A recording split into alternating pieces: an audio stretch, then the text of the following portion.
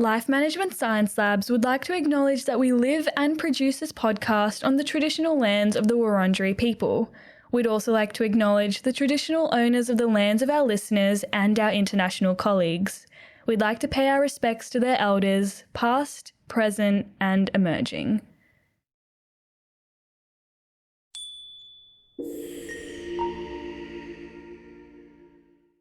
Hello everyone, and welcome to Work in Progress, the Personal Productivity Science Insights podcast produced by LMSL, the Life Management Science Labs.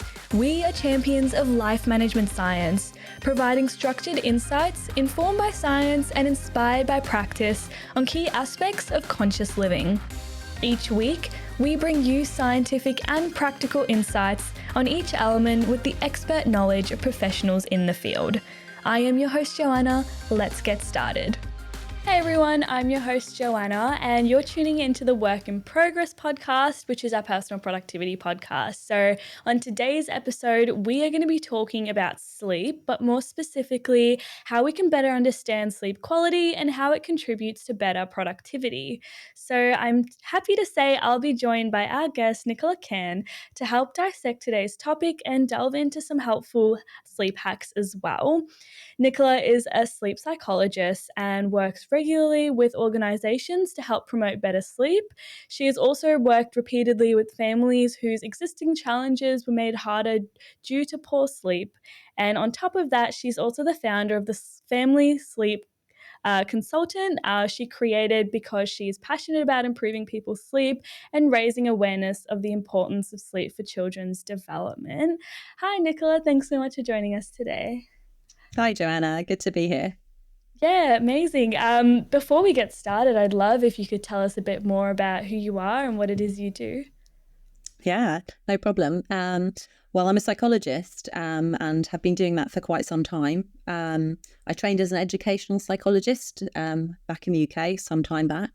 And I was working with lots of families who were struggling with sleep. I was being invited to help them with other issues that they were struggling with, but often no one was addressing the sleep.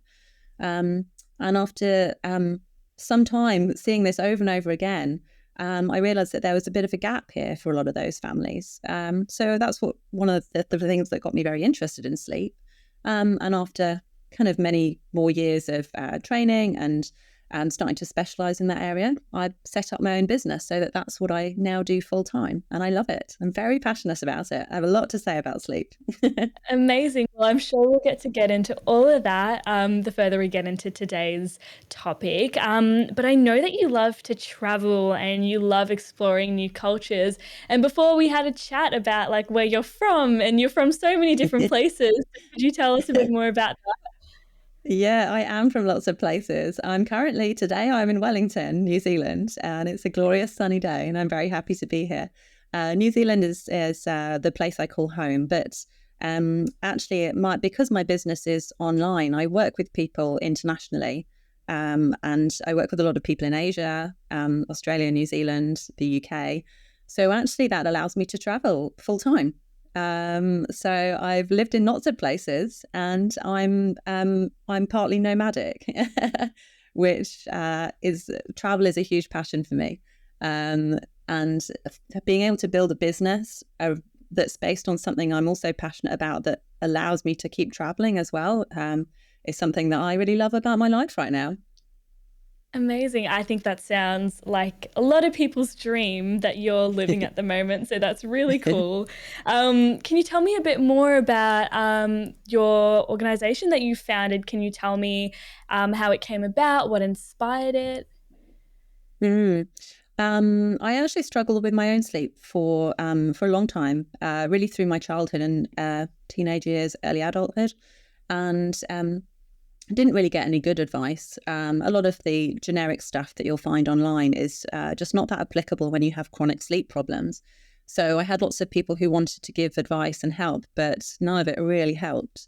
And then when I trained as a psychologist and I kept finding more people who were struggling with sleep, I started to become very interested in sleep and learn more about the psychology of it and realize that there are so many things we can do to improve our sleep.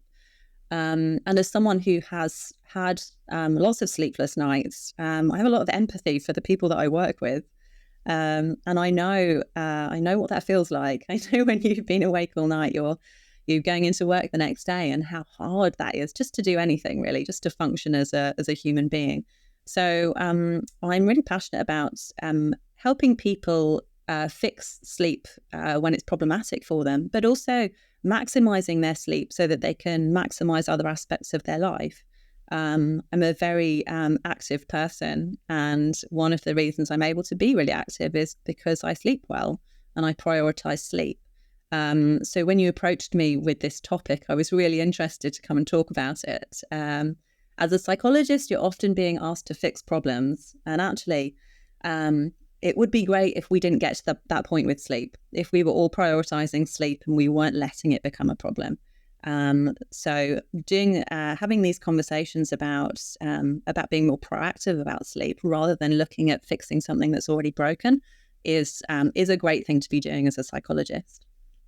Yeah, for sure. Well, thank you so much for sharing that with us. And before we dive more into that, we've got a section we've called Have You Met Nicola? So here we just get to know you a bit more. And I've based some of these questions on the fact that you love to travel and you love culture. So hopefully we can get to know more about that too. But my first question for you is, do you have a favorite book or anything that you're reading at the moment? That one is so hard for me. I read a lot of books, and some of them are about sleep, but a lot I read very eclectic tastes when it comes to books. So I thought long and hard about this one, but I am going to recommend a sleep book because this is one that was really impactful for me. It's called Lifetime, and it's by Russell Foster. And it's about, I think usually when people are thinking about sleep, we're thinking about what time should I go to bed, how many hours of sleep should I have, and I'm kind of looking at a set of rules that we need to try and implement. But this book, Lifetime, is all about something called chronobiology, which is a fairly recent area of research. And it's really about how our circadian timings and rhythms apply to so many aspects of our life. Sleep is a major one of those, but also things like the timing of when we eat and when we sleep, what time we take medications. There's so many things that are related to our circadian rhythm. And I think this is something to keep an eye on. If you're interested in this area at all, then start with this book and start delving into some of that research. The book is great because it showcases some really interesting pieces of research, but it's also very readable. So it tells some really interesting stories as well, and kind of has the human factor as well. So go read that one. And if you enjoy it, message me about it because I'd love to talk to you about it. Amazing. Because I feel like when we, think about sleep and we want to find out more information, we often just go to like a quick Google search and it tells us to get like 7 to 8 hours of sleep and we think that's it. And we just kind of stick with that. And sometimes it doesn't work. And then we're like, why are we not having better sleep? But I love books about specific aspects of our lives because I feel like it can just be so informational. So thank you for recommending that one. No problem. Perfect. So my next one for you is movies. Do you have a favorite movie or anything that you've recently watched that you love? Yeah, again, I'm not a fan of favorites because I think my favorite would change all of the time depending on my mood and what I've recently watched. But a movie that stuck with me that I saw recently that I think probably all of your listeners have seen is Barbie. I don't know if you have seen it, Johanna, Yeah. but what an interesting movie and what a cultural phenomenon that began. I was in Singapore, which is somewhere I spend quite a lot of time. I was in Singapore when I watched Barbie, and Singapore is it's quite a traditional, has a lot of quite traditional aspects to its culture and to gender roles. So it was a really interesting place to be watching that movie and to be part of the conversations that were going on about how it represented feminism and what is the patriarchy. And to go to the cinema and see parents taking their young children and starting to ask all these difficult questions. So I mean, I loved it for the silliness as well. I do enjoy a silly movie, all the dance numbers and the singing and the bright colours.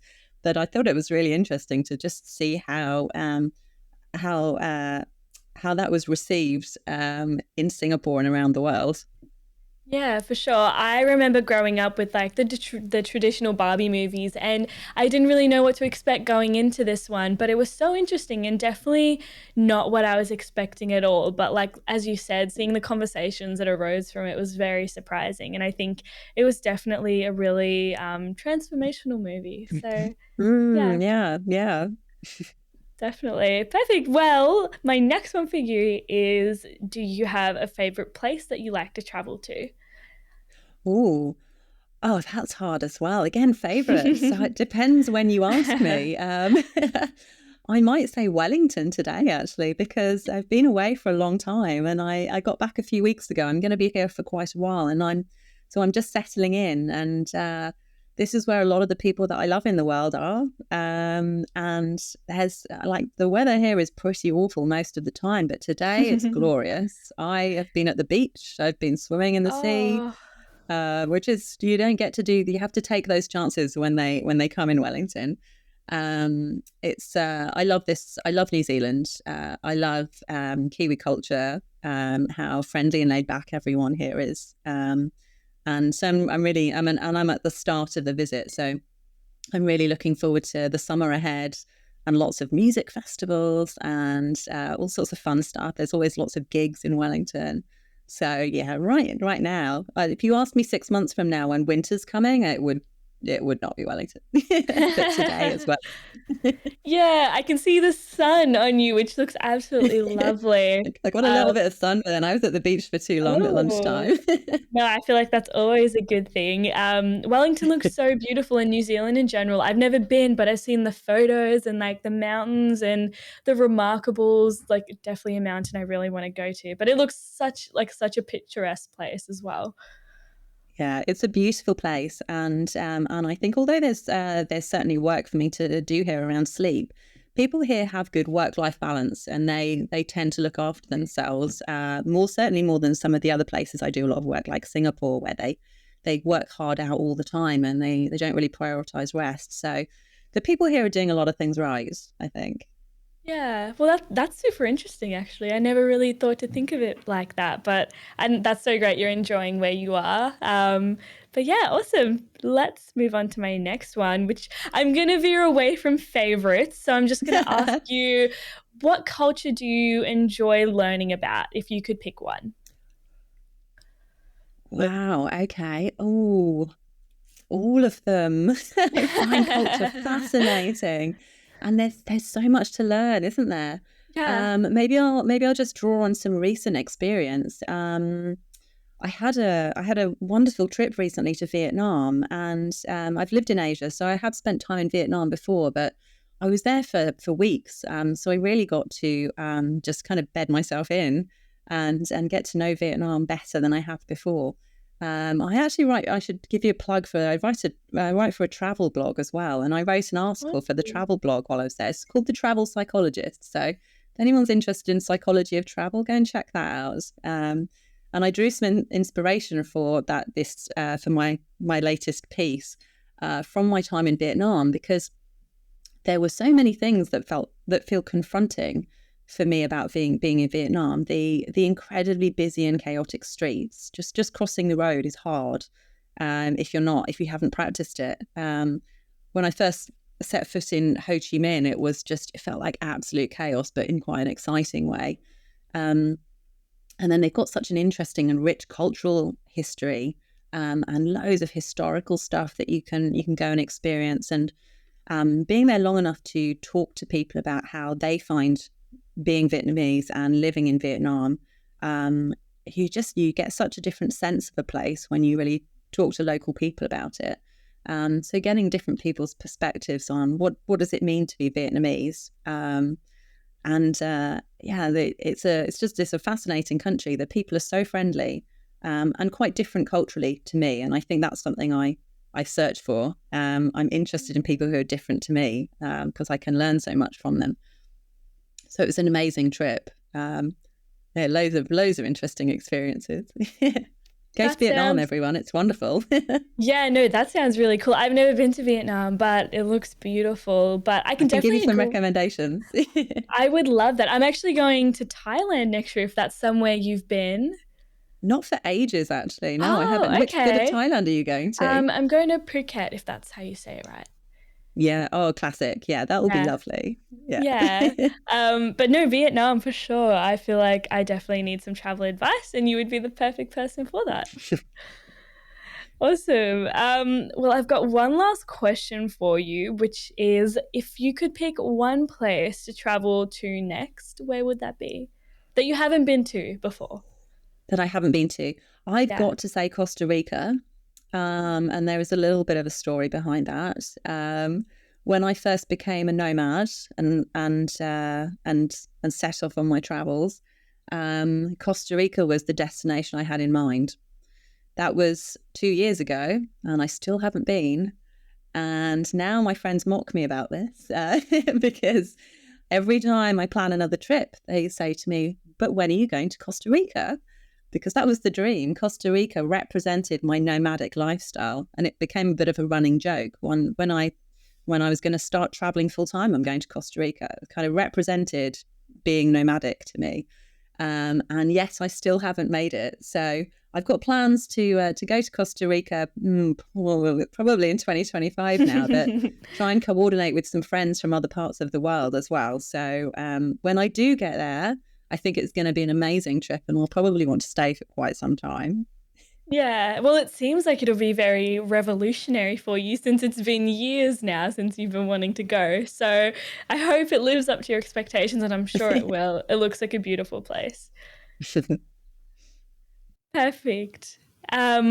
Well, I think we can jump right into our interview questions now. So my first one for you is, what does sleep quality mean to you in your personal definition? There's lots of different ways you can look at it, really, but in terms of how it should look and how it should feel, there are some quite simple things that you can consider. So quantity is part of that. It's the thing I get asked about the most, is actually how much sleep do I need? But that's really just one factor in getting quality sleep. You do need to make sure you're getting as much sleep as you need individually.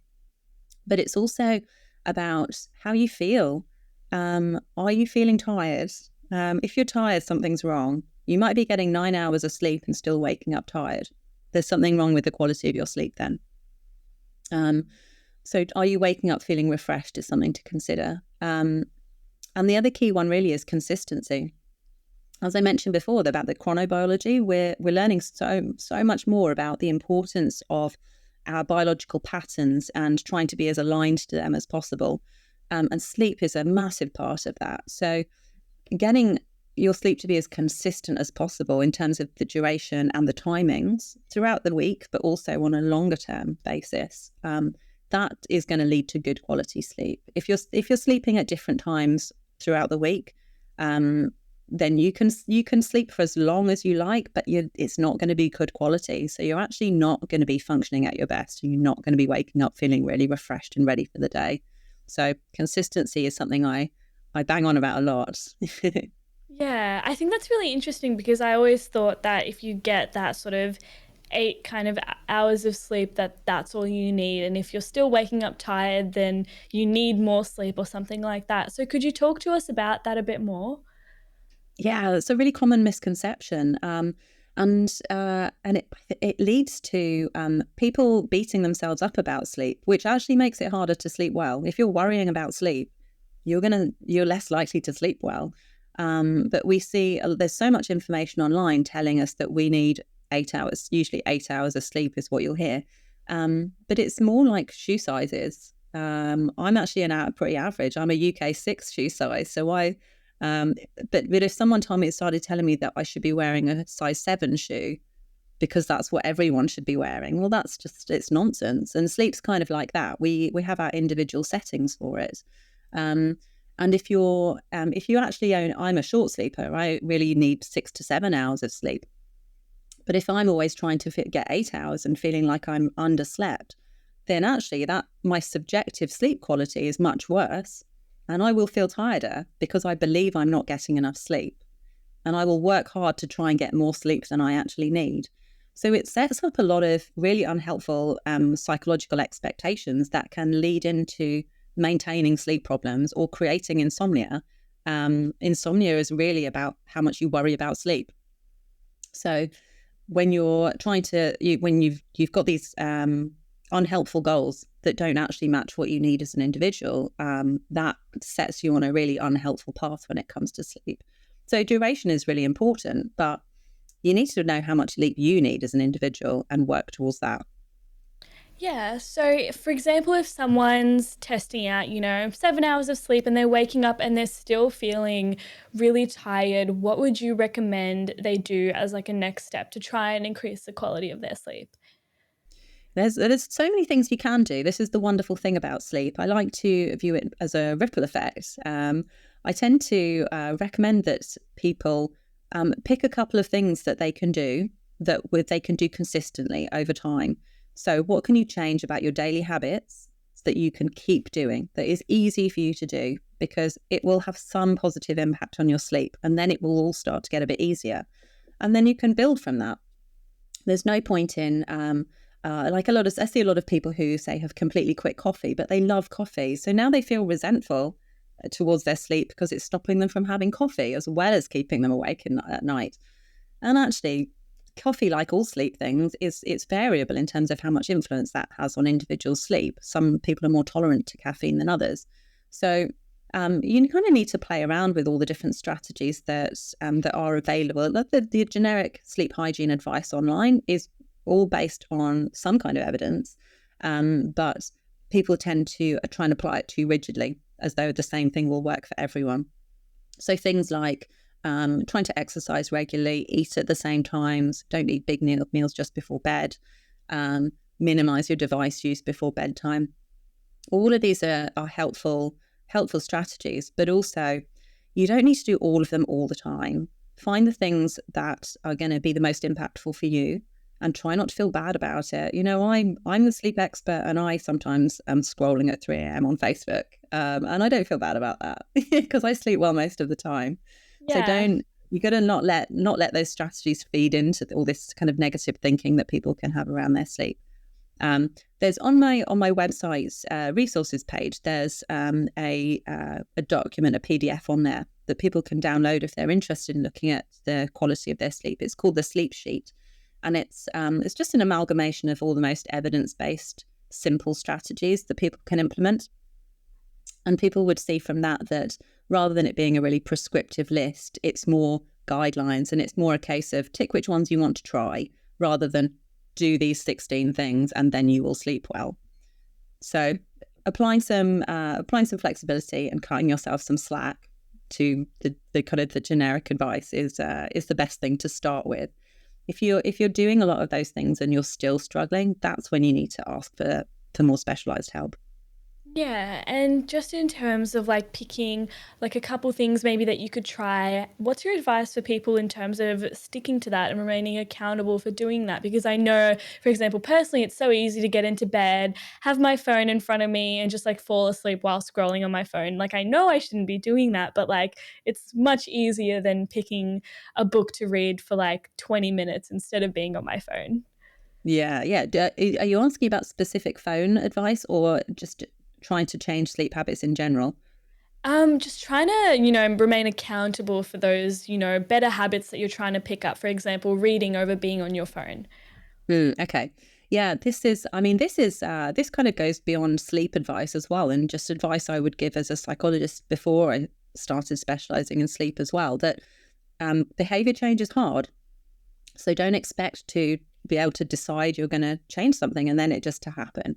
And don't feel bad if you have to work at it. A lot of people think that it should be easy, but actually our habits become very embedded. So shifting those can be tricky. So my advice is always to pick something that feels achievable, that you feel like is going to have quite a good impact, something you can maintain.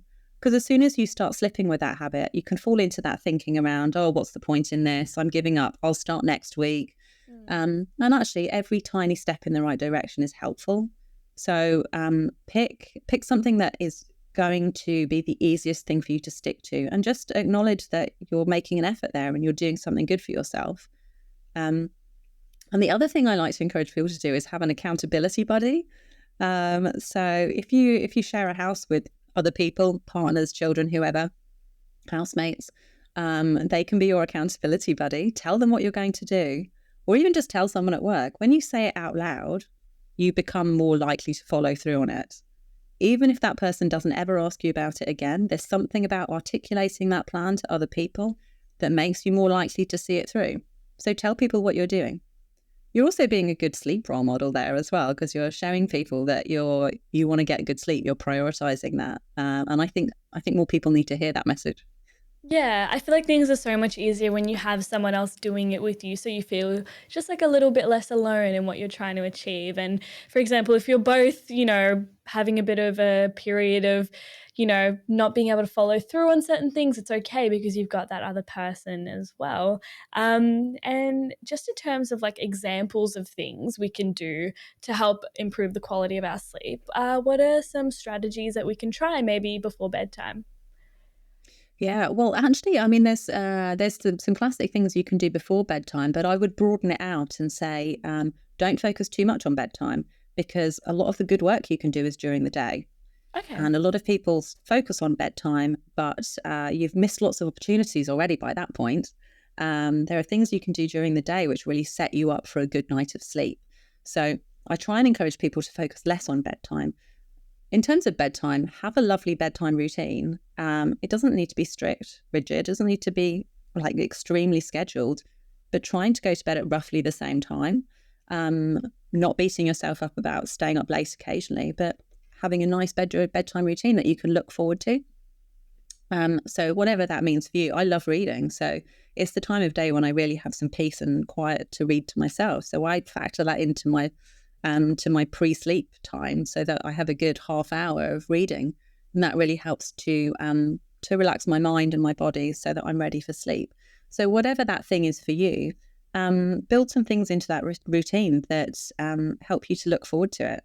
So going to bed doesn't feel like something you're resentful about, or you've not made the most of your day. You've actually got something to feel positive about there, something to look forward to.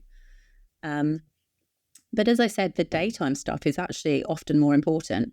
So one of the key things to think about is people focus a lot on what time they go to bed, but what time you wake up in many ways is more important.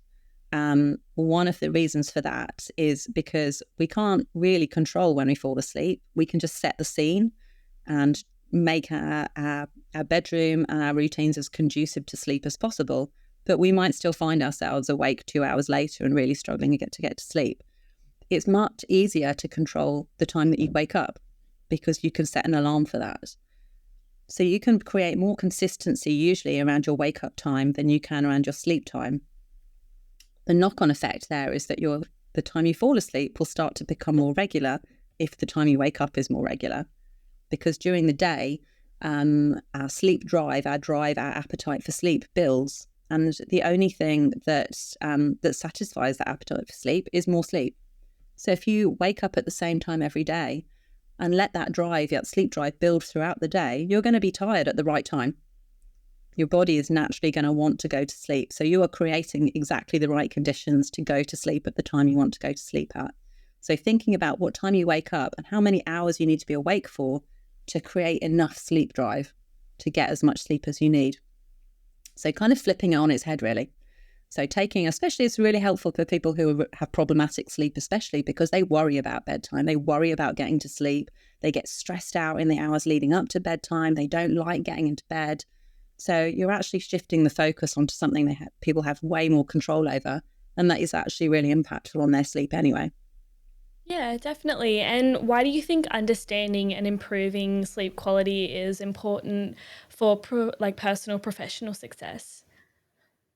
So many reasons. There's, I'm sure a lot of your listeners will have experienced a bad night of sleep, at least a bad night of sleep. Some of them maybe more. Everything falls apart. It's horrible. It feels hard to achieve anything. You just want to get through that day and get back to bed and it to be over. So there's so many challenges on an individual level. Just after one night of poor sleep, we are so much worse at problem solving, at behaving rationally, controlling our emotions. We're less sociable. We are slower to react to things. We actually we make riskier decisions. There's a lot of interesting research on the impact of short sleep or poor sleep just on a day-to-day basis. But in the longer term, what that then leads to, if that's one day, then you get through it and your sleep will be back on track in no time. You don't really need to worry about it. Do what you can to get through that day. But if you're chronically sleep deprived or you're experiencing chronic poor sleep, these things start to accumulate. So if you imagine that on a day-to-day basis, you're struggling to control your emotions, you're a bit more emotionally volatile because of sleep deprivation, that's going to have an impact on your relationships at home and at work. If you're having trouble if you're slower to problem solve and you're more impulsive because you're chronically sleep deprived, you're going to be way less efficient at work. You're going to be less creative at work. There's really interesting research around the impact on employees and organisations where there's a lot of sleep deprivation that says we're more likely to behave in all sorts of interesting ways when we're chronically sleep deprived. One of them is that our moral compass goes a bit askew when we're tired. So people who are sleep deprived are more likely to engage in what the research calls deviant workplace behaviour. And they're talking about things like stealing stationery or taking credit for someone else's work. And you might feel very strongly about that when you're well slept, but we become quite irrational when we're tired, and we're more likely to engage in those kinds of behaviours. We're also more likely to do things like cyber loafing, which is a term probably not a lot of people are familiar with, but cyber loafing is when you're pretending to work on the internet, but actually you're jumping around on social media sites or like checking out your next holiday. And it's really tempting to do that. We just have to open that tab up. It's really easy. Our impulse control is decreased when we're sleep deprived. So we're way more likely to engage in cyber loafing. And there are really interesting experiments done around this to check which tabs people are looking at when they're at work and what percentage of time they're doing things. We do a lot more cyber loafing when we're tired.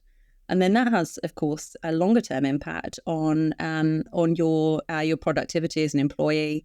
And then if lots of people are sleep deprived, that has a quite big impact on the organisation as well.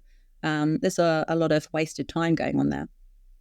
Yeah, for sure. And it's really interesting that you bring up this idea of cyber loafing and like technology, because I feel like the creation of technology and all these different things we can do on our devices can really make us feel more tired and more drained. So how can we go about, having a healthy relationship with technology so it doesn't impact the quality of our sleep?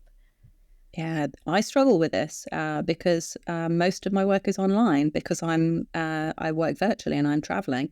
So it's a really difficult one. One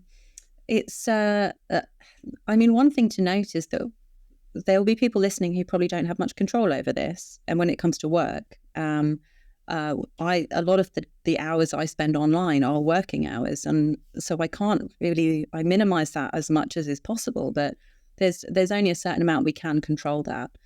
So it's really about finding the bits that move for you. What can you do differently? And maybe that is having a conversation with your boss about when you get to take breaks or how long your days are. But on an individual level, there are things you can do to make that easier.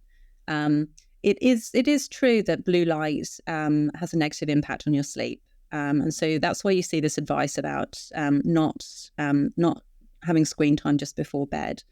The thing to be more mindful of, though, the thing that has a greater impact there is what you're doing online. If you're watching TV, that's a very passive activity. You're not engaging with it in any way. You're not responding to it in any way. If you're on your work emails, that has a huge impact compared to watching telly, because you're seeing, even if you're just reading them, you're seeing something that elicits a response in you. You're starting to think about the email you're going to compose tomorrow morning when you're officially at work, or you're thinking about the task that you've just been asked to do. So you're setting your brain into work mode there. So it's like creating some boundaries around that can be really helpful.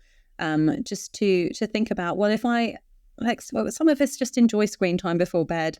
You don't have to feel terrible about that, but try not to be on emails, try not to be on social media, try and do something really passive. So that's creating some limits for yourself that are achievable and manageable is the way forward. When it comes to screens as well, I mean, there's a lot of issues around not just screens, but actually office lighting. It's really negatively impactful on your sleep. So one of the biggest bits of advice I give people is to get natural daylight as much as you can. We just don't do that much anymore, and it's free, and it's one of the biggest things you can do the best things you can do to improve your sleep. So just scheduling in breaks where you can go outdoors, or even just sitting near a window, that helps. Sitting in an office that's lit by LED lights all day and it's going to be bad for your sleep. And then you go home and you feel guilty that you're on Facebook in the evening. Well, you've been sitting in an office all day that's had this awful lighting. You've done a lot of the damage already. You're going to make it harder for yourself to sleep. You're going to be more likely to engage in those screen time behaviors just before bed because your defenses are already down. So thinking about screen use throughout the day, scheduling in those breaks where you can, getting natural light, as much as early on in the day as possible, but throughout the day is also really helpful. They're my top tips really about screens. Yeah, definitely. And I love how you said that you can look for more passive activities that you can do on your device as opposed to just being like completely cut out your device, because I feel like for some people that is a part of, you know, what they like doing, and having to cut that out completely could be unrealistic and something that they won't be able to maintain in the long term, which you also mentioned is important. So yeah, that's a really good mention as well. Yeah, I work with a lot of families where this comes up, you know, especially with teenagers. This is it's such a huge area of conflict within families. And I see parents who are feeling awful about the amount of screen time that their kids are getting.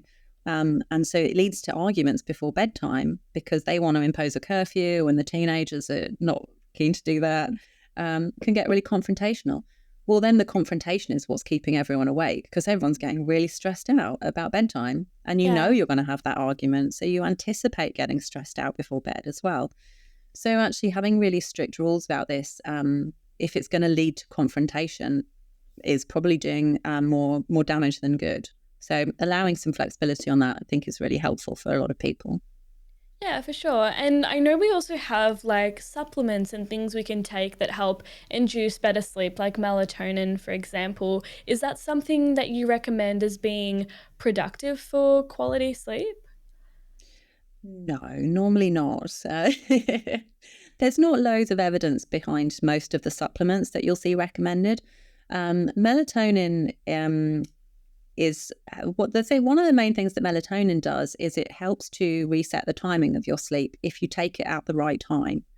Um, so I actually see a lot of people who don't really understand that purpose, and so they're taking it at the wrong time. Mm. Melatonin is something that naturally occurs within our body, and our body produces it in a circadian pattern. So in a 24-hour cycle, and that is one of the things that drives our sleep. So our body is naturally producing melatonin. And if we're doing all the other stuff right, if we're getting daylight, if we're exercising regularly, if we're eating at roughly the same time every day, and if our sleep is at consistent times, our melatonin production will do what it needs to do. You don't need to take any supplements. This is why it's mostly used for jet lag, because you've taken your body out of its normal biological rhythm and placed it in a new time zone. And melatonin can help you get back into that rhythm because it's just giving your own melatonin rhythm a natural kickstart. It's never something that should be taken long term. If you feel like you're needing to rely on melatonin, then firstly, there's other things you can do that are so much easier, like going out in the sunshine. But that suggests that you've actually got something more problematic going on. If you feel like you need melatonin to get to sleep, then there's something else that's problematic there that you probably need to try and fix. Because you can also become quite reliant on any kind of medications, but also can be a psychological reliance on melatonin or supplements. So even if they're not prescription medication and don't have that addictive capacity, if you start feeling like I need this to get to sleep, that's a difficult road you're starting down. That's the way insomniacs talk. You can end up with a long schedule of things. I cannot possibly sleep unless my bedroom is like this and I have these supplements and I listen to this music.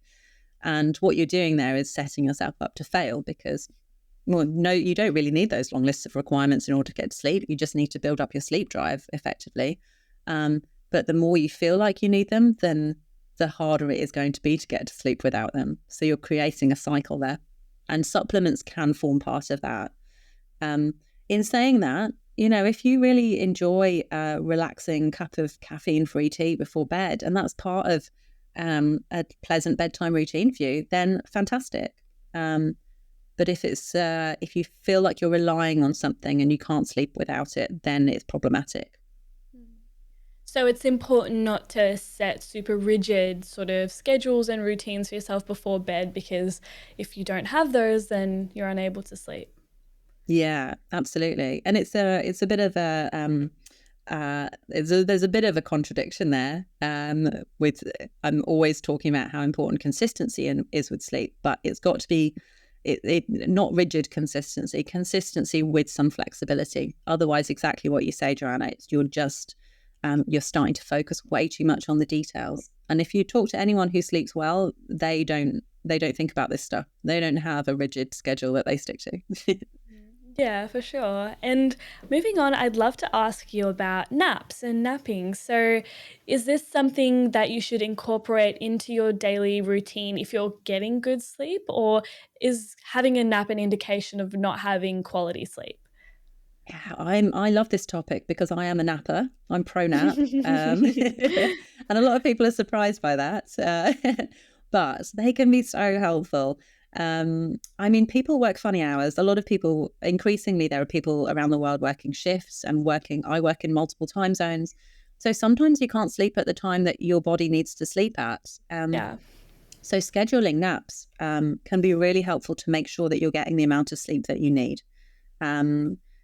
If you're planning them ahead and you're napping as regularly as you can, then the research says that that's probably the best thing that you can do to make sure that you're still getting enough quality sleep. However, if you're using naps as a way to make up for being tired, that's when you know that there's something wrong. It shouldn't be some way of trying to catch up on sleep that you've missed.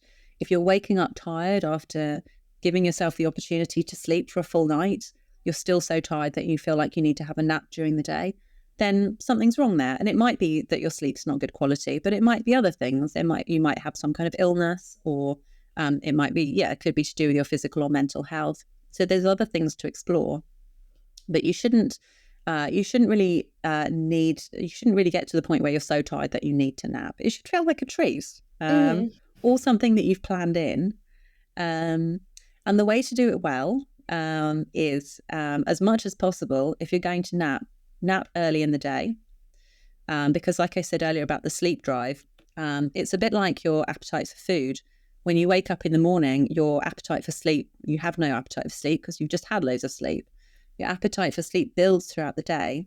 If you have a nap just before bedtime, or 6 o'clock in the evening, it's a bit like eating a Mars bar before dinner. You're just not going to enjoy your dinner the same way. It's not going to satisfy you as much.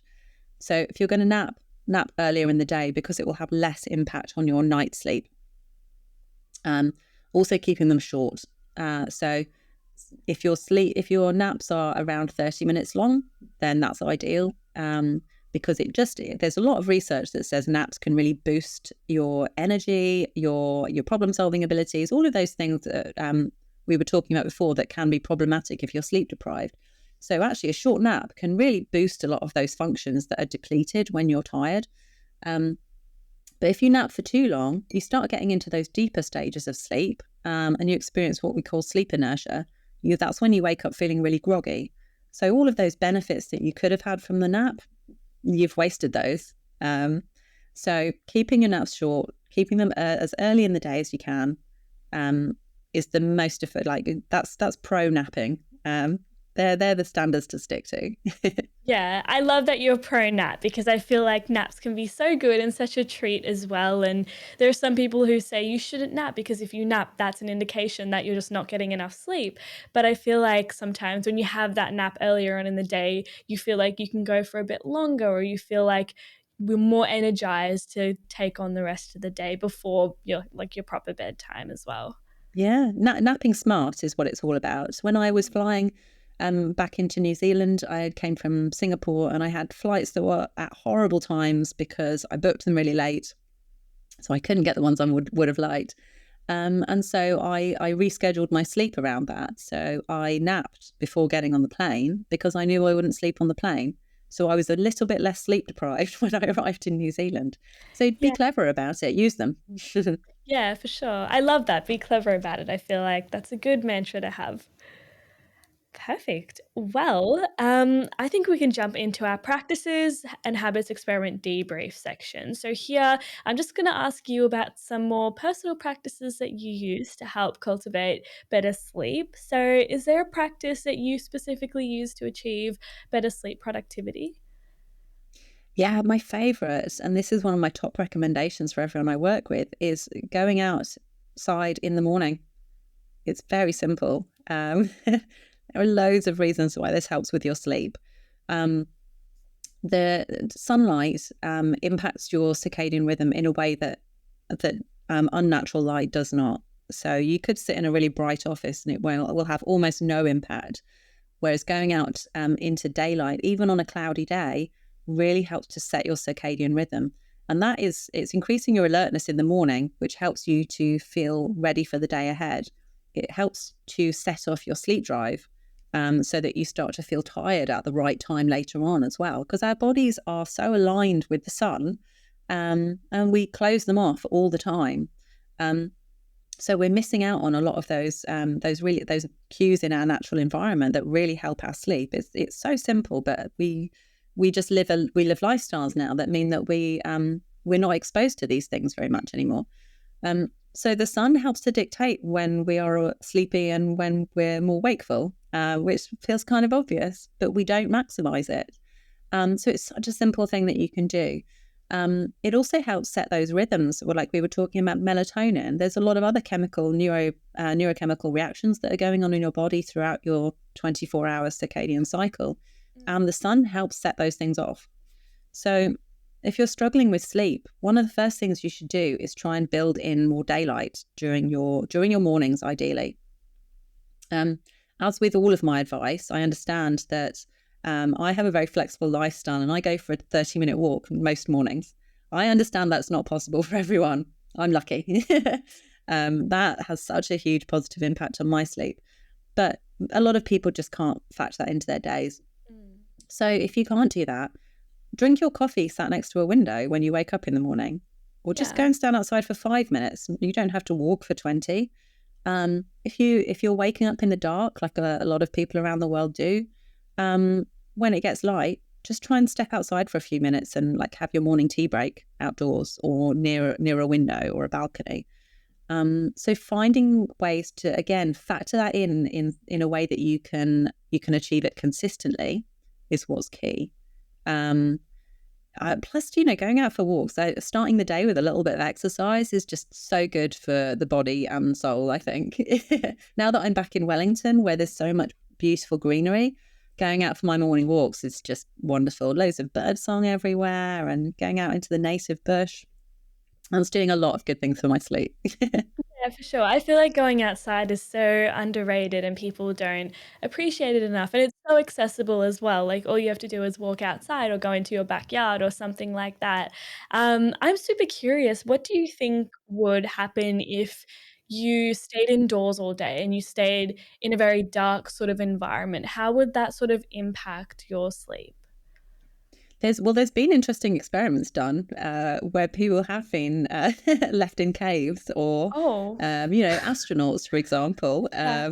They also have weird daylight hours, or people who live at really extreme places on the globe where sometimes it's winter for 6 months. So we actually have research around this, and there's a lot of things that start to just get a bit messed up when we don't have that rhythm. Our circadian rhythm is actually something that is internal and biological.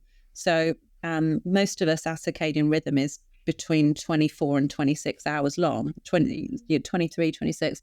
So it's not actually set to the 24-hour cycle. What keeps us to a 24-hour cycle is daylight and other social cues.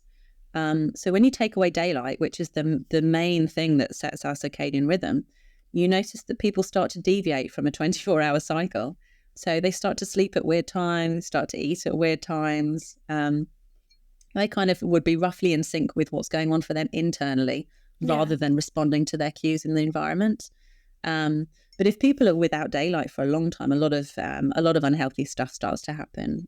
You see in shift workers, for example, who if they have really inconsistent shifts and they're not getting daylight at regular times, there's a lot of implications in terms of physical and mental health. Lots of things can start to deteriorate.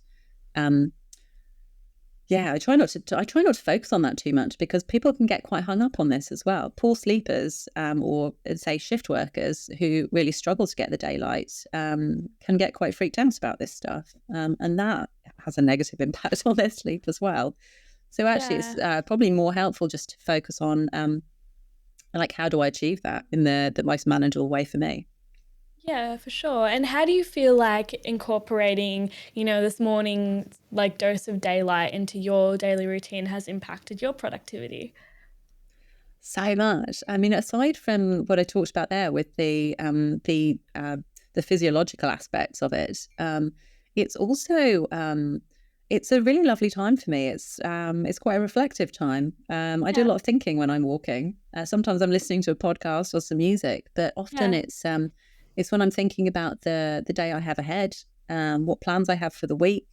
I think it's a time that really helps me to be creative, because it's quite focused in some ways. I'm not sat at my desk. There's something about movement for me that is very helpful in terms of thinking and creativity as well. So just being out walking in the daylight with no other pressures, knowing that you're going to be out for say 30 minutes or whatever, and just having that time to let your brain kind of free run, and see where it takes you. I usually come back home and I'll have a cup of coffee and have my breakfast, and I've already got some sense of what I want my day to look like. I've set some intentions for the day. I'm quite clear about what goals I want to achieve. I'm really ready to go then, rather than what I have done previously: get up as late as possible, just rush through your morning routine, start work. So trying to get as much sleep as possible by lying in as late as you can. But as soon as I started walking in the mornings instead, I realized that actually the knock-on effect for my day ahead was huge, because my energy levels were increased, but also because I came at it with a different attitude. Yeah, definitely. And I feel like doing things in the morning in a more sort of spaced out way without feeling like you have to cram everything in before work or whatever you have is really satisfying. And I feel like when I get to do those productive things in the morning, I feel a lot better about the day ahead. And I don't feel like this sense of dread, like, oh, I've got so much to do. I haven't had enough time to do anything. So I feel like that's a really good one. Yeah, it can feel a bit counterintuitive when you feel like you're not getting enough sleep, or you're not getting good enough sleep. The tendency is to try and get more sleep. But actually, by focusing on things like having a morning walk and setting your day up well, you are going to get better sleep. Yeah, amazing. Well, thank you so much for sharing that with us. I'd love to get into our last section now, which is our open mic. And I know you have something exciting to talk to us about, which is super fun. So I'll hand it over to you now. Yeah, I don't even know what to say about it really, but one of my main passions is dancing. I could talk about this for a long time, so please feel free to jump in and direct or stop me. Yeah. Um, I do think this relates to sleep as well. Dancing's been a part of my life since as long as I can remember. I've been dancing. I've been going to classes and getting as involved as I can in dance communities. Um, Apart from it being very good for your physical health, most of my enduring friendships have come through dance. There's such a great sense of community that you get from being part of dance groups. I've rejoined my dance group since getting back to Wellington, having left them a few years ago, and it's just wonderful that kind of sense of camaraderie. Sometimes you're working towards a performance together, so you've got the challenges, the sense of achievement. But it's so good in terms of your sleep and your physical and mental health. You're staying active and doing something regular like that, and also something sociable. These things feed into all sorts of positive physical and mental health outcomes. So I should get into some specifics, shouldn't I, just to give you a sense of what that means for me. One of my passions when it comes to dancing is ballet, and it's quite niche, I guess. But I go to ballet classes when I'm in Singapore, and I love them so much. I think some people are maybe put off by the idea that it is quite a traditional dance form and probably has some quite kind of rigid expectations about what you're meant to look like and the person you're meant to be. But I find that actually dance classes usually aren't like that. They're usually just full of people who love to move to music. And they're often really eclectic and really inclusive. And I love that about it. So I love to move to music, but I also love the sense of community that you get, the different kinds of people that you meet with a shared passion. So yeah, I mean, people joke that my friends are pretty much all either dancers or psychologists or both. A lot of my friends are actually both. Psychologists do like to dance. So yeah. I feel like that's so fun. Would you recommend getting into dance for someone who's curious or never danced before? Yeah, absolutely. I know it can be really daunting, and I'm always so impressed because as someone who's always danced, I go to a dance class and I have no shame. I'll stand at the front, I have no idea what I'm doing. I'll figure I'll probably pick it up and I don't really care. But it's it can feel so difficult for people who are completely new to it. And I have so much admiration for people who pick these things up as adults and kind of embrace that challenge. So I think if you want to try a new dance class, like go find some recommendations from people who you know who might be interested, but go to it with that knowledge that the people in the class are probably really impressed that you've shown up and are probably really glad to see you. Most dance classes I've been to have been so welcoming because they know that you're there for the same reason as them. So give it a go.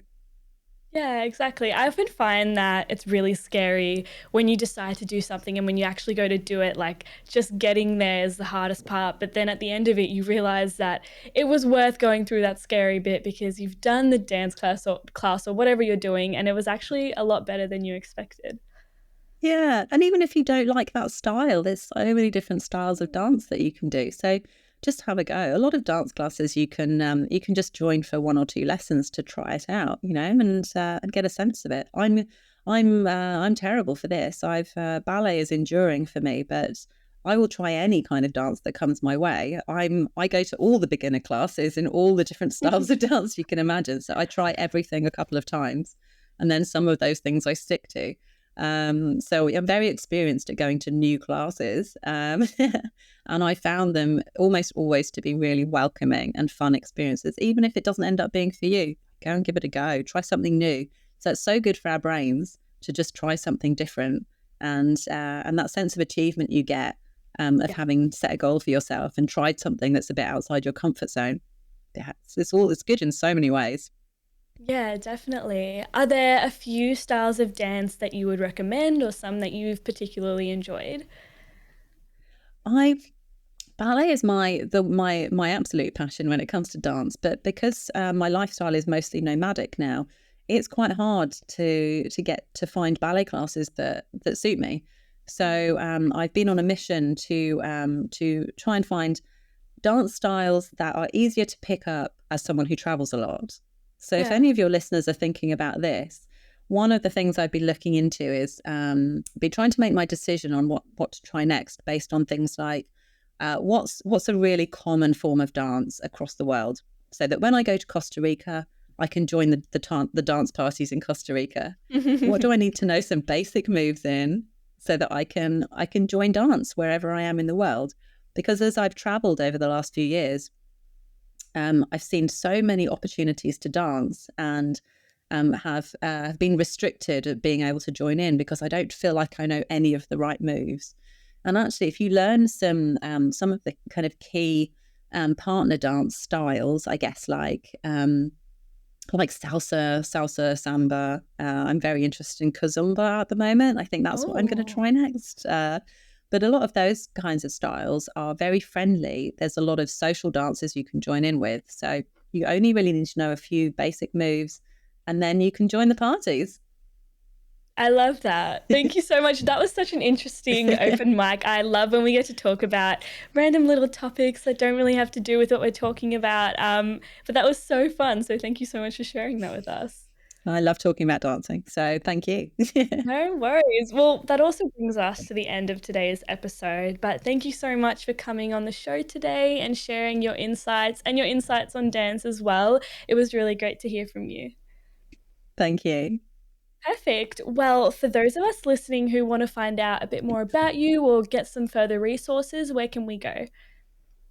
I have a website, thefamilysleepconsultant.com. I also, and I update, there's a resources section on there. So there's information about how I work, but I also am adding new resources all the time.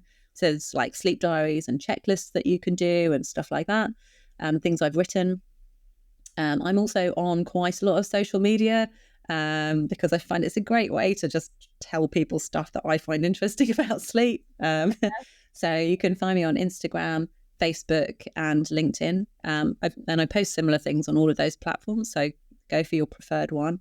And yeah, start following me. I'm often just reading quite random articles about sleep and then posting my thoughts about them online. So it's quite eclectic, but I love those platforms as an opportunity to just engage with people in discussions about sleep. So yeah, find me on there. I'm going to be running quite a lot of workshops in 2024, and most of those are going to be online in different parts of the world. So you can check that out on my website. There's a link to a mailing list that you can sign up to on there as well if you're interested in hearing more about them when I announce the dates. Beautiful. Well, thank you for that. If you missed any of that, don't worry. We've got Nicola's details down in the description below. But to everyone listening, thanks so much for tuning in, and we'll see you next time. You have been listening to Work in Progress, the Personal Productivity Science Insights podcast produced by the Life Management Science Labs. Listen to episodes from LMSL's 10 Life Management Perspectives on Apple Podcasts, Google Podcasts, Spotify, YouTube, or other podcasting apps on your smartphone. If you enjoyed this episode, please consider rating our show, sharing it, and subscribing to our channel, as it helps other people find it and us grow to bring you more quality resources. More of our work can be found on our website, pp.lmsl.net, where you can join our movement. I'm Joanna. Thanks for tuning in.